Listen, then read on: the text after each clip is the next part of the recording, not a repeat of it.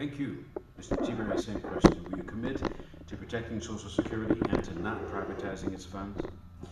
Uh, I'm not for privatizing Social Security, Jerry, but I kind of chuckle here because my opponent's come a long way in 2 years from working on the Obama campaign and endorsing my Democratic opponent in 2008 to having a complete switch of thought process. I'm impressed. The, uh, the Social Security system is important. In fact, I just got, we all get statements we pay into Social Security, and I just got my statement about a month ago, and a little asterisk, Jerry, at the very bottom. You might have to worry about this too. You should take a look at yours. It said that I will only get 75% of what I paid into it unless something is done to change the system. And that's a problem. That's a problem for me. It's a bigger problem for Travis. He's absolutely right. And so we have to figure out how to strengthen this system.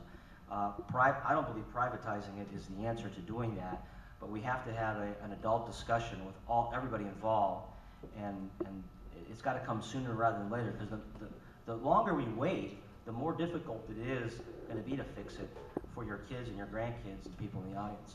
All right, thank you. Last question here. Our rapidly growing trade deficit means we are importing far more than we're exporting.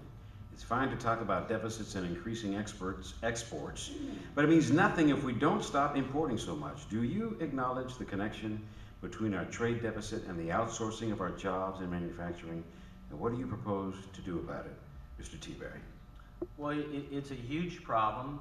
You know, the president has correctly said, with respect to exports, he said it earlier this year, you may remember during the State of the Union, that we need to double exports. We need to double exports because exports provide jobs, manufacturing jobs, they provide farming jobs. In Ohio, agriculture is still king. Agriculture in Ohio is the #1 economy that we have, has been for a long time, still is today. Exporting agricultural goods is a winner for Ohio. But at the same time, there's this Jekyll and Hyde attitude with respect to exports. The president says we need to double exports. Well, guess who our #1 exporting partner is? It's Canada. Canada is #1. If you repeal NAFTA, guess what? It impacts trade with Canada. Guess what we get from Canada? We get energy from Canada. Canada's a big energy producer. And so, again, important issue. There's a manufacturer in my district that I just visited a couple weeks ago, and they are making a part, 200 employees, they are making a part for a company in Europe, in Columbus, Ohio, that just 2 years ago was made in China. They beat China for this part. And we need to have more of that, not just in Central Ohio, but all of Ohio and certainly our country. Same question for you, Mr. Irvine. Our rapidly growing trade deficit means we're importing more than we're exporting. It's fine to talk about deficits and increasing exports, but it means nothing if we don't stop importing so much. Do you acknowledge the connection between our trade deficit and the outsourcing of our jobs in manufacturing? And what do you propose to do about it? Well, absolutely, they are connected, and you know, I think this all starts from when we kind of began the century with everything was looking up as kind of rosy, and then we plunged into deficit spending at the federal level, and then things kind of spiraled from there. I would say certainly the economic crises that we've seen in the past 10 years is connected to what the federal government has been doing. Repealing NAFTA is an idea. Yes, it impacts Mexico and Canada and our import-exports from there. But at the same time, it's favored free trade. It's impeding on the free market.